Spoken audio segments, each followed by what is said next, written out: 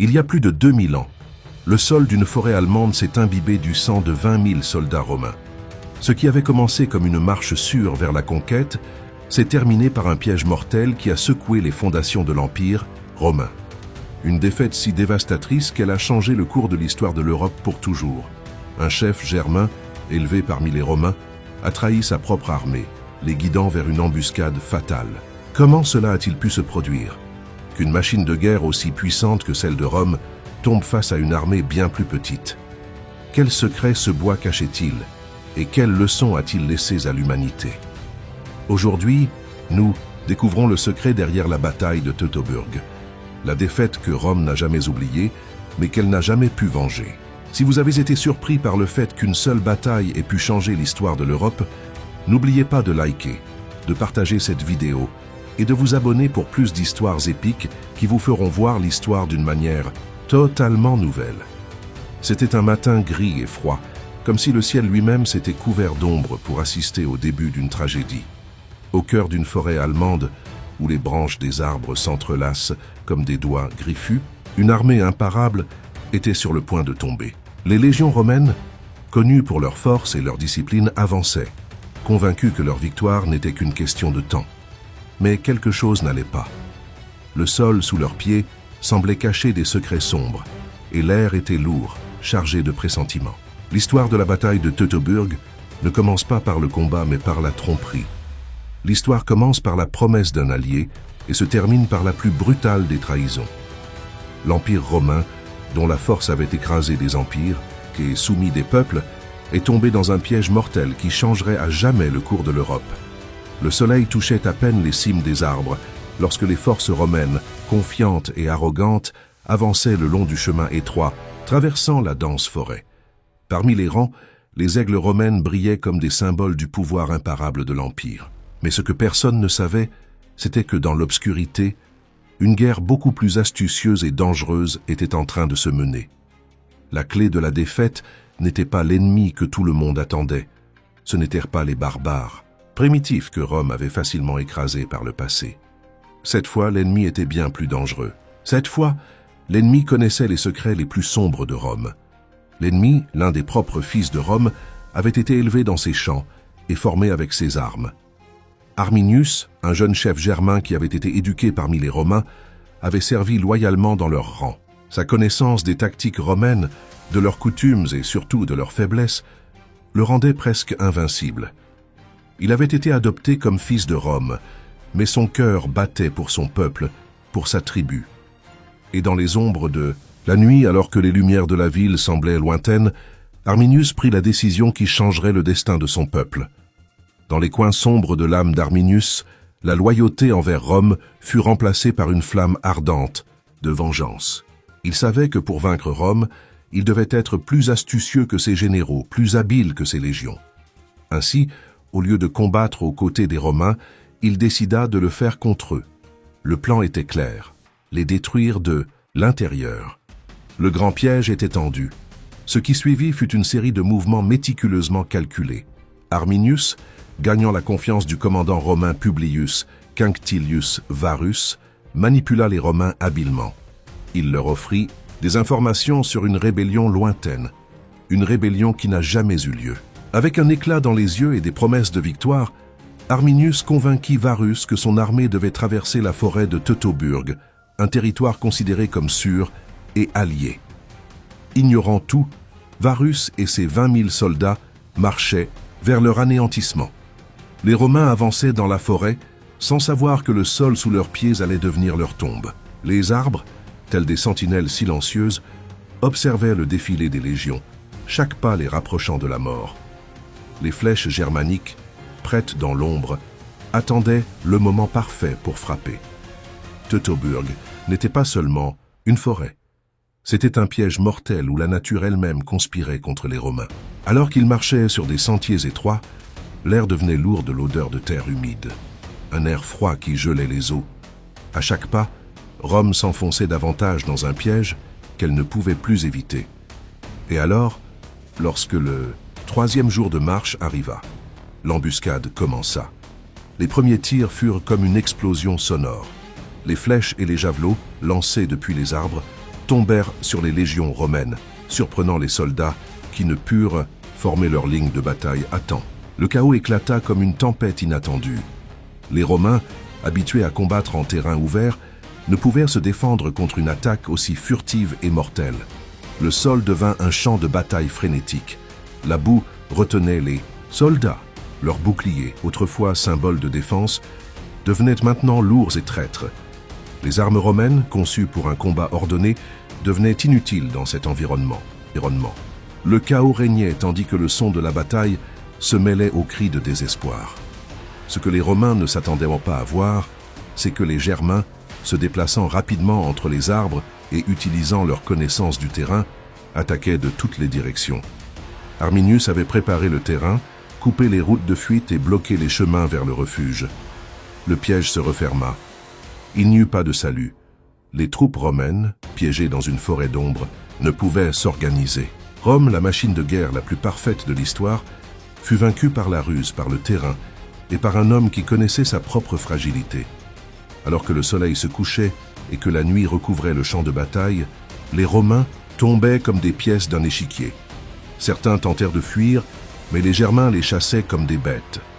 D'autres, voyant l'ampleur de la défaite, se rendaient pour être brutalement tués ou torturés dans des rituels sans pitié. Il n'y avait pas de pitié chez les Germains, ni chez les hommes qui avaient autrefois été alliés de Rome. Les derniers vestiges de l'organisation romaine s'effondraient. Le champ de bataille était couvert de corps tombés, d'armes brisées, de guerriers qui avaient connu la gloire mais qui maintenant faisaient face à la mort sans honneur. Rome, qui avait conquis des empires entiers, tomba sous les griffes d'un ennemi qui ne connaissait aucune miséricorde. Dans l'obscurité de la nuit, Varus, le commandant romain, comprit l'ampleur de son erreur. Debout parmi les cadavres de ses hommes, voyant son armée se désintégrer autour de lui, il se rendit compte que l'histoire qu'il connaissait était terminée. Varus, voyant que la défaite était inévitable, prit la décision finale, le suicide. Mais il n'était pas le seul. Ses officiers, confrontés à un destin pire que la mort au combat, choisirent le même chemin. La dignité de Rome disparut cette nuit-là. Lorsque les nouvelles de la défaite parvinrent à Rome, le choc fut total.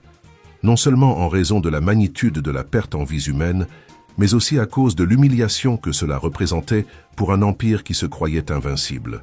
L'empereur Auguste, lorsqu'il reçut la nouvelle, tomba dans un profond désarroi. Les échos de son cri « Rends-moi mes légions » résonnèrent dans toute la ville, marquant le début d'une ère de changement. Rome, qui avait tout écrasé sur son passage, devait maintenant faire face à sa propre fragilité. La frontière du Rhin devint une ligne de défense, non d'expansion. Rome ne regardait plus vers le nord avec ambition. Elle voyait désormais la Germanie comme une menace. Après la défaite de Teutoburg, Rome ne fut plus jamais la même. Les rumeurs de l'humiliation des légions atteignirent tous les coins, de l'Empire, des côtes chaudes de l'Hispanie aux rives du Nil en Égypte. Pour les Romains, la victoire avait toujours été une certitude. Mais maintenant, avec la sueur froide de la défaite, ils commencèrent à se demander s'ils étaient réellement invincibles. L'impact psychologique de la défaite fut tel que Rome fut obligée de changer son approche stratégique. L'arrogance impériale, qui avait alimenté son expansion sans limite, commença à céder face à la nécessité de protéger ce qu'elle avait déjà conquis. Teutoburg ne fut pas seulement une bataille, ce fut le début de la fragilité de Rome. L'humiliation de perdre 3 légions complètes et leurs aigles de guerre, symbole sacré du pouvoir romain, fut une perte qui allait bien au-delà du physique. Les aigles n'étaient pas de simples étendards, ils représentaient l'âme même de l'Empire. Pour les Romains, les perdre revenait à perdre leur honneur. Les aigles romains, ces étendards dorés représentant la gloire de l'Empire, furent capturés par les Germains, qui non seulement les détruisirent, mais les utilisèrent comme des trophées, des symboles de l'humiliation romaine. Chaque aigle tombé était un rappel que même les dieux n'étaient pas invincibles. Arminius, l'homme qui avait conduit Rome à sa défaite la plus humiliante, devint une figure légendaire parmi les tribus germaniques.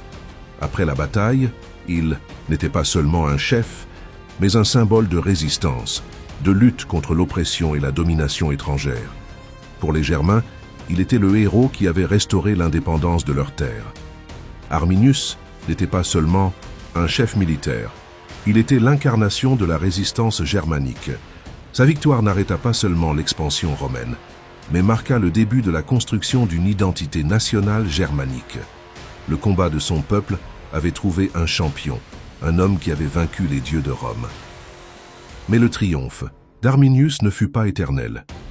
Bien que sa victoire sur Rome lui ait assuré une place dans l'histoire, il ne put empêcher les conflits internes qui surgirent parmi les tribus germaniques. Les Germains, bien qu'ils célébraient leur indépendance, n'étaient pas unis sous une seule bannière. Les tribus, avec leur propre loyauté et rivalité, ne purent maintenir une unité durable. Et avec le temps, Arminius se retrouva piégé dans les tensions internes. Malgré la gloire, Arminius ne put échapper aux démons qui tourmentent les grands dirigeants. Après la victoire, les tribus germaniques, au lieu de se rallier sous sa direction, commencèrent à se fracturer. Arminius, l'homme qui avait vaincu Rome, tomba victime des divisions internes. Même ceux qui l'avaient autrefois appelé héros le trahirent. Mais son héritage perdura, même des siècles après sa mort. Au XIXe siècle, lorsque l'Allemagne chercha à s'unifier, Arminius ressurgit comme un symbole de la liberté germanique. Un monument colossal en son honneur fut érigé dans la forêt de Teutoburg, un lieu désormais marqué comme le site de la victoire la plus importante de l'histoire de la Germanie. Le sacrifice d'Arminius, sa victoire sur Rome, se transforma en un symbole éternel pour les Germains, surtout lorsque des siècles plus tard, le monument à sa mémoire fut érigé au XIXe siècle. En temps de guerre et d'unité nationale, Arminius fut célébré comme le libérateur qui vainquit les géants de Rome. Rome, quant à elle, n'oubliera jamais Teutoburg. Au fil des décennies suivantes, plusieurs expéditions punitives furent organisées vers la Germanie, dans le but de venger l'humiliation subie. Mais Rome ne recouvra jamais le contrôle total de la région. Chaque tentative échoua plus que la précédente. Rome, blessé dans son orgueil, envoya ses légions encore et encore dans les terres germaniques. Mais la mémoire de Teutoburg a toujours été un fardeau sur ses épaules. Les légions romaines ne pouvaient pas marcher en Allemagne comme elles l'avaient fait dans d'autres parties du monde. Le peuple germanique, désormais renforcé par sa victoire, resta ferme. Bien que les forces romaines aient réussi à récupérer 2 des 3 aigles perdus à Teutoburg, les dégâts psychologiques et stratégiques étaient déjà faits. La frontière du Rhin est devenue un mur infranchissable. Rome ne pouvait plus s'étendre au-delà de cette ligne, et la région de la Germanie est restée indépendante pour la plupart jusqu'à l'arrivée des temps médiévaux. La bataille de Teutoburg a laissé une marque indélébile dans l'histoire. Elle a non seulement empêché l'expansion romaine dans le nord de l'Europe, mais elle a également laissé une empreinte psychologique chez les Romains eux-mêmes. La défaite a changé la façon dont Rome voyait la guerre, l'invasion et surtout les peuples qu'elle avait autrefois considérés comme inférieurs. Malgré les efforts des Romains pour récupérer leur honneur, ils n'ont jamais réussi à établir un contrôle durable sur la Germanie. La bataille de Teutoburg a montré que, même pour le plus grand empire du monde, il y avait des limites. L'arrogance romaine, cette confiance aveugle en leur invincibilité, avait été la cause de leur chute. Rome n'apprendrait jamais la leçon complète. L'expansion et la conquête ont toujours été son ambition, mais Teutoburg a montré que, peu importe la grandeur d'un empire, il y a toujours un peuple prêt à résister. Et ainsi Rome se retira derrière le Rhin, acceptant sa défaite et sa fragilité. La défaite de Teutoburg a non seulement changé le cours de l'histoire romaine, mais elle a également jeté les bases des changements qui se produiraient en Europe au cours des siècles suivants. Les tribus germaniques, libérées de la pression de Rome, ont commencé à former les royaumes qui, éventuellement, donneraient naissance à ce que nous connaissons aujourd'hui sous le nom d'Europe moderne. Rome se retira, mais l'écho de sa défaite résonna à travers les siècles. Les tribus germaniques, maintenant libres, commencèrent à forger leur propre destin. Et de leur victoire à Teutoburg naquit la graine d'une nouvelle Europe. Une Europe qui n'était pas destinée à être gouvernée par Rome. Aujourd'hui, le site de la bataille de Teutoburg est un lieu de mémoire et de réflexion. La forêt qui fut autrefois témoin du massacre des légions romaines est devenue un symbole de la lutte pour la liberté et de la résistance. Les restes des soldats romains tombés ont été exhumés, révélant des artefacts qui racontent l'histoire de la bataille. Et bien que les empires tombent, les leçons de Teutoburg restent pertinentes dans le monde moderne. L'histoire de Teutoburg n'est pas simplement l'histoire d'un conflit ancien. C'est un rappel que peu importe la grandeur d'un empire, il y aura toujours des forces qui défieront son autorité. Teutoburg nous rappelle que la résistance, la ruse et l'unité d'un peuple peuvent changer le cours de l'histoire. La bataille de Teutoburg a non seulement laissé des cicatrices dans l'histoire de Rome, mais elle nous rappelle aussi que même les plus grands empires ont leurs moments de fragilité. Les leçons de Teutoburg restent pertinentes aujourd'hui, un témoignage que nous ne devons jamais sous-estimer le pouvoir de la résistance et de la ruse. Et maintenant, la question est, que penses-tu de cette défaite épique? Qu'en penses-tu de l'héritage d'Arminius et de la leçon que Rome nous laisse? Si tout ce que tu as vu t'a surpris, n'oublie pas de liker cette vidéo, de t'abonner à la chaîne pour plus d'histoires qui te feront voir l'histoire d'une manière totalement nouvelle et surtout, partage-la avec un ami. Dis-nous dans les commentaires quelle partie de l'histoire de Teutoburg t'a le plus marqué ou si tu as des doutes sur ce qui s'est réellement passé. Nous voulons connaître ton opinion et ne manque pas les prochaines vidéos. On se voit dans la prochaine vidéo où nous apporterons plus de secrets de l'histoire que tu ne voudras pas manquer.